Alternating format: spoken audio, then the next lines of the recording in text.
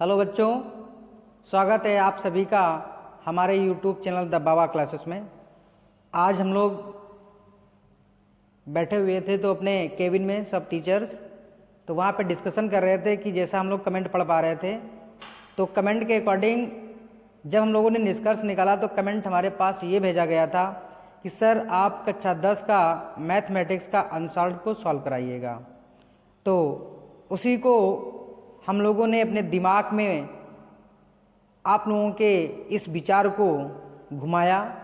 इसके बाद निष्कर्ष निकाला कि क्यों ना हम आप लोगों के लिए अनसॉल्व्ड को सॉल्व कराएं, क्योंकि उससे पता चल जाता है कि क्वेश्चन को कैसे सॉल्व करना होता है, किस प्रकार से उसे सॉल्व करना रहता है। हम लोग अपने क्लास 10th का अनसॉल्व्ड मैथमेटिक्स का सॉल्व करने चल रहे हैं। तो आज हम आप लोगों को सेट नंबर पहला जो आपका एग्ज़ाम हुआ था 2021 में, उसी संबंधित मैं आपको क्लास कराने वाला हूं। ठीक है, तो आइए बेटा, इसके पहले हम आपसे कहना चाहेंगे कि आप लोग कंटिन्यू हमारे इस चैनल को देखते रहिएगा, सब्सक्राइब करते रहिएगा और लाइक करते रहिएगा और अधिक से अधिक अपने मित्रों को शेयर कीजिएगा। ठीक है ना। बस हम आपसे यही अपेक्षा रखते हैं, यही आपसे कामना करता हूं कि आप हमारे द बाबा क्लासेस चैनल को आगे तक बढ़ाइएगा। ठीक है बेटा, तो चलिए हम सबसे पहले आप लोगों के सामने अनसॉल्व्ड है हमारे साथ, और अनसॉल्व्ड हमारे पास है यहाँ पर। इसका क्वेश्चन नंबर पहला जो दिया गया है, मैं यहाँ पे बेटा क्वेश्चन लिख देता हूँ। देन इसके बाद यदि समीकरण 3x² + 12x + c = 0 के मूल समान हैं तो c का मान ज्ञात कीजिए। तो बेटा इस कंडीशन में हम लोग क्या करने वाले हैं, सबसे पहले हम लोग जानते हैं सर द्विघात समीकरण हमारे पास क्या होती है, ax² + bx + c = 0 से तुलना करने पर। बेटा इसकी सबसे पहले क्या करेंगे, हम लोग तुलना करेंगे। तो यहाँ पे देखिएगा, ये लिख देता हूँ 3x² + 12x + c = 0। ये हमारे पास आ चुका है। अब हम लोग जब तुलना करेंगे बेटा यहाँ पे, तो ध्यान दीजिएगा a बराबर कितना है हमारे पास 3 है, b बराबर कितना है बेटा 12 है, c बराबर बेटा कितना है c है हमारे पास, यही तो है ना। आइए अब बेटा हम लोग जानते हैं कि जब मूल समान होंगे, बेटा क्या इसने बोल रखा है, जब मूल समान है। और जब बेटा मूल समान है तब हम लोग सूत्र जानते हैं सर, b² - 4ac = 0 होता है। ठीक है, आइए यहाँ पे अब बेटा a और b c के मान यहाँ पे रखेंगे। तो आइए बेटा, 12 का स्क्वायर -4 × 3 × c = 0। सो बेटा 12 का वर्ग 144 -3 चक्कू 12c = 0। बेटा इसको उधर ले जाओगे माइनस का आ जाएगा, तो माइनस का 12c बराबर माइनस का 144, माइनस से माइनस कट गया, c बराबर आ जाएगा 144/12 आ जाएगा, 12 = हम 144 आ जाएगा। तो बेटा यहाँ पे c, अब देखिए बेटा इधर बता देता हूँ आपको, तो बेटा c = कितना आ गया 12। तो आपका यहाँ पे c का मान क्या होगा 12 होगा। ठीक, इसके बाद क्वेश्चन नंबर अगला। ठीक है बेटा, अब हमारे पास देखिए बेटा क्वेश्चन नंबर पहले का खा दिया गया है। त्रिभुज ABC में यदि AB बराबर 5 सेंटीमीटर, BC बराबर 12 सेंटीमीटर, AC बराबर 13 सेंटीमीटर दिया गया है, तो आप कोण B का मान बताइए क्या होगा। तो बेटा इसमें क्या है, बहुत आसान दिया गया है। इस कंडीशन में हम लोग जानते हैं कि जब भी यहाँ पे बेटा जो दिया गया है उसको मैं लिख देता हूँ। देखिएगा इसका जो हल होने वाला है वो इस प्रकार से किया जाएगा। बेटा यहाँ पे दिया गया है, बेटा जो दिया गया है, दिया है AB बराबर 5 सेमी और BC बराबर 12 सेंटीमीटर, AC बराबर 13 सेंटीमीटर। तो बेटा देखिएगा यहाँ पर क्या होता है, हम लोगों ने पाइथागोरस प्रमेय तो जरूर पढ़ा होगा। पाइथागोरस प्रमेय क्या होती है, हमेशा समकोण के ऊपर लागू होती है। पाइथागोरस प्रमेय कब लगाते हैं, जब हमारा कोण समकोण दिया होगा उस वाली कंडीशन में। ठीक है बेटा, तो चलिएगा यहाँ पे मैं कुछ पहले से ही यहाँ पे डिसाइड कर लेता हूँ। इस प्रकार से आपको त्रिभुज बना लेना है। यहाँ पे बेटा कौन समकोण है हमारा त्रिभुज, ये रहा बेटा, this is A, this is B, this is C। बेटा यहाँ पे जो दिया गया है AB बराबर है ये 5 सेंटीमीटर, BC बराबर 12 सेंटीमीटर, इसके बाद में AC आपका दिया है 13 सेंटीमीटर। अब बेटा यहाँ पे हम लोग जानते हैं कि सर यहाँ पे जब पाइथागोरस प्रमेय दी गई है तो पाइथागोरस का प्रमेय हमें ऐसा कब लगती है, जब कोण 90 अंश का दिया होता है। सो बेटा यहाँ पे देखिएगा पाइथागोरस प्रमेय से आप तो इसलिए यहाँ पे बेटा जब पाइथागोरस प्रमेय आप लगाते हो तो उसी के अकॉर्डिंग यहाँ पे देख लीजिएगा, पाइथागोरस प्रमेय से हम लोग बेटा जानते हैं यहाँ पर कि AC स्क्वायर बराबर AB square plus BC square. ठीक है बेटा, तो ये बेटा आ जाएगा 13 का whole square is equal to AB बेटा 5 का स्क्वायर प्लस 12 का स्क्वायर। सो बेटा ये आ जाएगा 169 इज इक्वल टू 25 प्लस 144। सो बेटा 169 इज इक्वल टू 169, बेटा इनको ऐड कर दीजिएगा, 169 आ जाएगा। सो बेटा बोथ साइड्स आर इक्वल। सो यहाँ पे v का बेटा v का वैल्यू कितना होगा, 90 अंश होगा। ठीक है, तो बेटा हम लोग 90 अंश बेटा कब हुआ, जब यहाँ पे बोथ साइड्स हमारी क्या आ जाएंगी, इक्वल आ जाएंगी। तो अतः कोण B बराबर 90 अंश। क्यों बेटा, हम लोग जानते हैं 90 अंश बराबर समकोण होता है ना, इसीलिए पाइथागोरस प्रमेय बेटा कब लगती है, जब कोण कैसा होता है, समकोण होता है। ठीक है बेटा, अब हमारे पास एक क्वेश्चन नंबर फर्स्ट का गमला वाला पार्ट है जो उसको देखिएगा। कह रहा है कि यदि साइन 2a बराबर 2 साइन a तो a का मान क्या होगा, ये आपको बताना है। तो कुछ नहीं करना है यहाँ पे बेटा, जो इसका सॉल्यूशन होगा यहाँ पे ध्यान देते हैं। दिया है हमारे पास sine 2a is equal to 2 sine a, है ना बेटा। तो बेटा हम लोग साइन 2a का फार्मूला जानते हैं, यहाँ पे क्या होता है, तो बेटा यहाँ पे आपको फार्मूला याद रखना है, साइन 2a बराबर 2 sine a into cos a बेटा, ये आपका फार्मूला होता है, आपको ये चीज़ याद रखनी है। ठीक है, सो बेटा यहाँ पे आइएगा, ये आ जाएगा आपका 2 sine a into cos a is equal to बेटा क्या है, ये 2 साइन a आपका ये हमारे पास दिया गया है। तो बेटा यहाँ पे देखिएगा 2 साइन a कट जाएगा, ये तो होगा बेटा। सो यहाँ पे बेटा आपको समझ में आ रहा है कि सर कॉस a बराबर कितना आ चुका है, 1 आ चुका है। बेटा हम लोग जानते हैं कॉस a बेटा कॉस 1 का मान कब होता है, जब कॉस 0 का मान होता है। तो बेटा यहाँ पे लिखा जाएगा कॉस 0। सो बेटा a इक्वल टू कितना आ जाएगा, 0 डिग्री आ जाएगा। बस यही आपको लाना था, पूछ रहा था कि आपको बताना है कि a का मान क्या होगा, तो a का मान कितना बेटा आएगा, a का 0 डिग्री आएगा। ठीक, अगला क्वेश्चन। ठीक है बेटा, इसके बाद देखिएगा हमारा क्वेश्चन नंबर है पहले का घ।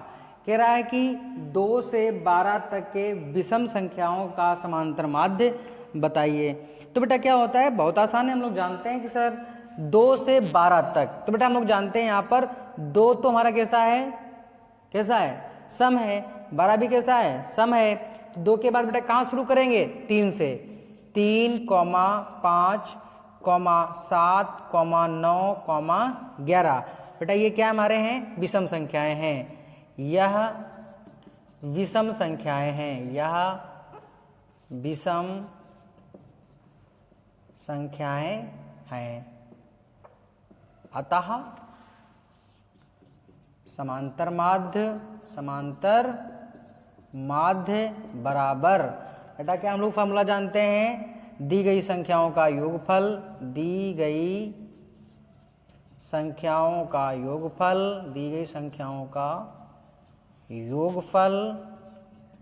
बटे कुल संख्या। ठीक बेटा, आइए तो दी गई संख्या कितनी बेटा है, 3 + 5 + 7 + 9 + 11। ठीक है, अपॉन कितनी बेटा संख्या है, 1 2 3 4 5, तो बटे में कितना बेटा आ जाएगा यहाँ पर, 5। ठीक है, तो आइए बेटा इनको जोड़ देते हैं, 11 9 20, 20 और 27, 27 और 5 32, 32 और 3 35, 35 बटे 5, 5 7 35।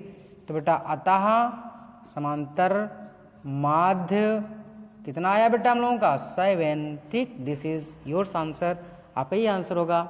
इसके बाद बेटा है हमारे पास क्वेश्चन नंबर डा है पहले का।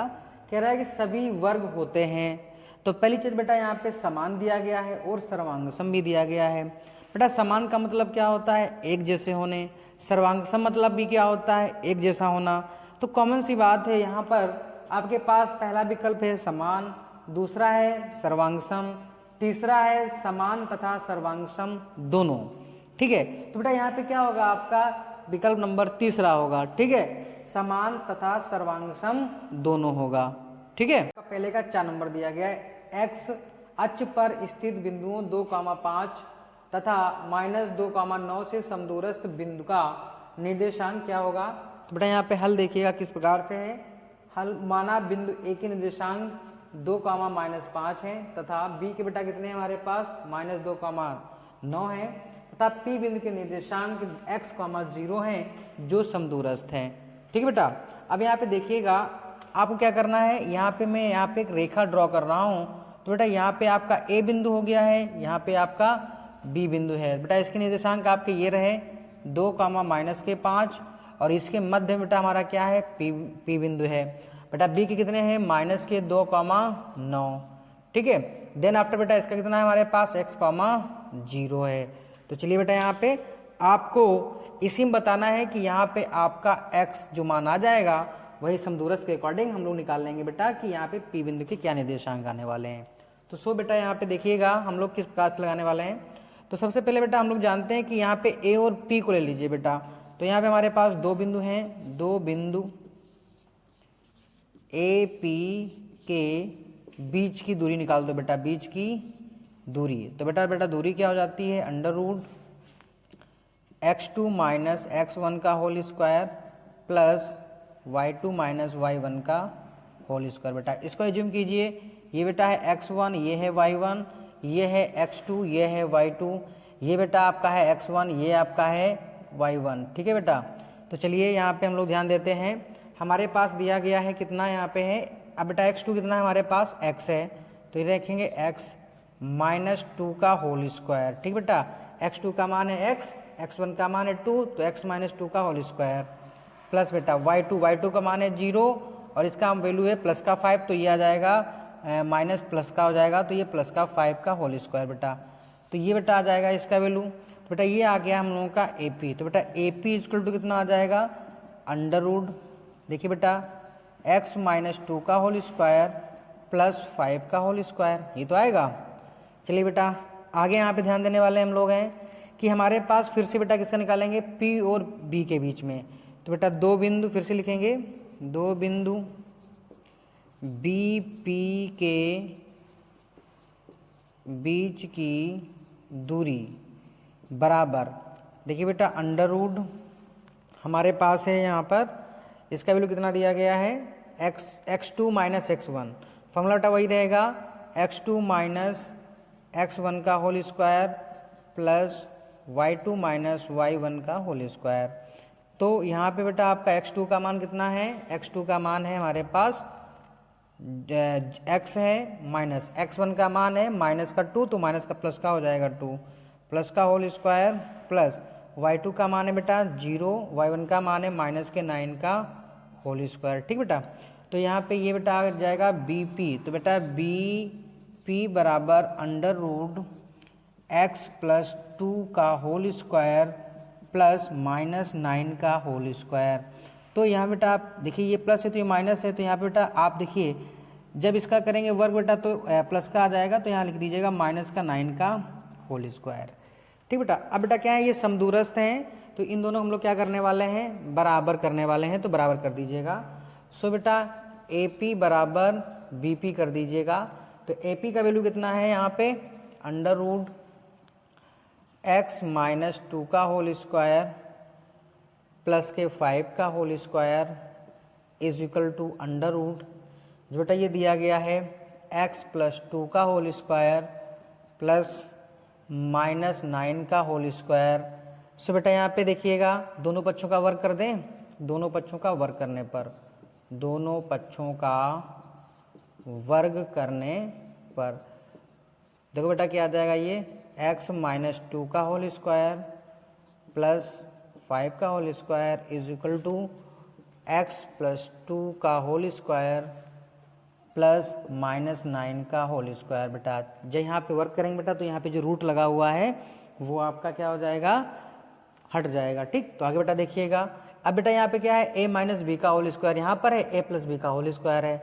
हम लोग जानते हैं कि सर a - b का होल स्क्वायर बराबर क्या होता है a² + b² -2ab होता है, और a + b का होल स्क्वायर बेटा क्या होता है a² + b² + 2ab होता है।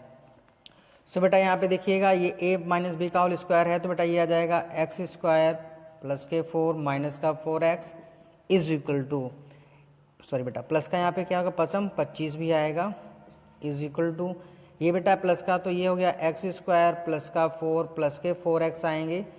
अब बेटा ये माइनस माइनस हो जाएगा प्लस, तो आ जाएगा प्लस का 9 81 81 आ जाएगा। तो से बेटा देखिएगा एक्स स्क्वायर से एक्स स्क्वायर कट जाएगा, 4 से 4 डिवाइड हो जाएगा। सो बेटा यहाँ पे माइनस के कितना है 4x है, इसके अलावा उधर बेटा ये भी माइनस का 4x आएगा इज इक्वल टू 81 माइनस का 25, इधर बेटा आपका क्या है 25 प्लस का है, उधर जाएगा तो माइनस का हो जाएगा। सो बेटा इधर देखिएगा माइनस का ये आ जाएगा माइनस के 8x इज इक्वल टू, अब बेटा यहाँ पे सब्ट्रैक्ट कर दीजिएगा तो 1 में 5 जाएगा, बचेगा कितना 6 बचेगा, सॉरी यहाँ बेटा 11 होगा, 11 में 5 जाएंगे बचेंगे 6, यहाँ पे 7, 7 में 2 जाएंगे बचेंगे 5, ठीक है ना बेटा। तो ये x इक्वल टू आ जाएगा माइनस के 56/8, 8 सत्ते 56, तो बेटा x वैल्यू कितना आ गया माइनस का 7 आ गया है। सो बेटा यहाँ पे देखिएगा आपसे कहा कह रहा था, अब आप इसका क्या कीजिएगा स्क्रीनशॉट ले लीजिएगा ताकि आपको बेटा क्या रहेगा वो याद बना रहेगा, ठीक है। ले लो बेटा यहाँ पे सब लोग स्क्रीनशॉट ले लो, आराम से ले लिया सब लोगों ने, ठीक। अब बेटा आप देखिए 7 तो 7 आ चुका है। अब बेटा इसने पूछा था कि आपसे तो बिंदु निर्देशांक क्या होंगे बेटा यहाँ पे, तो जरा यहाँ पे मैं दिखा देता हूँ थोड़ा सा, देखिएगा। सो बेटा यहाँ पे आपका p इक्वल टू कितना आया था, तो बेटा यहाँ पे दिया गया था आपका वैल्यू कितना था, ये रहा आपका x, 0 था बेटा, तो यहाँ पे x वैल्यू कितना है माइनस के 7, 0, तो आपके विकल्प में जहाँ दिया होगा माइनस के 7, 0 यही आपका क्या होगा आंसर होगा। सो बेटा अब आप फुल इसका स्क्रीनशॉट लीजिएगा, ठीक, यही आपका क्या बेटा होगा राइट आंसर होगा, ठीक, लिख लो बेटा। ठीक है, क्वेश्चन नंबर दूसरे का पार्ट है और खा पार्ट है। यहाँ पे कह रहा था कि समीकरण x माइनस 1/x बराबर 0 को हल कीजिए बेटा, हल करना है, बहुत आसान है, देखिएगा कैसे हल करते हैं बेटा इसको। तो यहाँ पे बेटा इसका हल दिया गया है, देखिएगा। तो बेटा ये है x माइनस 1/x बराबर 0। अब बेटा क्या करेंगे इसका क्रॉस प्रोडक्ट, यहाँ पे एक मान लो 3 गुणा कर दो बेटा इसकी ऐसे ऐसे, तो x तो बेटा एक्स स्क्वायर माइनस 1 1 जा 1/x इज इक्वल टू 0। अब बेटा यहाँ पे एक मान लीजिएगा, तेरे क्रॉस प्रोडक्ट बेटा ऐसा कर दीजिए, 3 गुणा कीजिएगा तो ये आ जाएगा एक्स स्क्वायर माइनस का 1 इज इक्वल टू 0। सो बेटा यहाँ पे x square is equal two plus का 1 आ जाएगा, तो बेटा इधर माइनस का था उधर जाएगा तो प्लस का हो जाएगा यहाँ पे। तो यहाँ पे बेटा आपका आ जाएगा x is equal two plus minus √1 आ जाएगा बेटा, ये तो आएगा, तो x is equal two plus minus 1 आ जाएगा, यही का हल हो गया बेटा। आगे सब कुछ समझ में, ठीक। इसके बाद चलिएगा कह रहा है कि tan 26 बटे cot 64 का मान बताइए क्या होगा। तो देखिए बेटा यहाँ पे क्या करने वाले हैं हम लोग, बहुत आसान तरीका इसका होता है कैसे हल करते हैं बेटा। हम लोग जानते हैं कि sir tan 90 minus theta, tan 90 minus theta क्या बेटा होता है cot थीटा होता है, चाहे आप इसको बदल लो चाहे आप इसको बदल लीजिएगा। तो ऊपर वाला बदल देता हूँ बेटा, तो यहाँ बेटा क्या करने वाला हूँ tan 90 माइनस 64।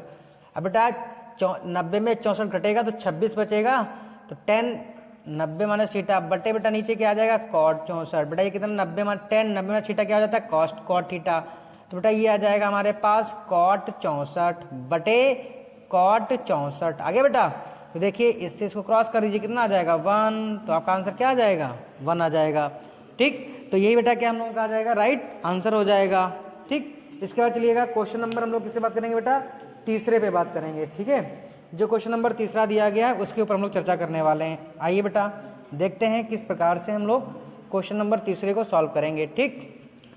तो यहाँ पर हम लोगों के पास जो दिया गया है क्वेश्चन नंबर तीसरा, देखिए कह रहा है कि दो समरूप त्रिभुजों की भुजाएं, दो समरूप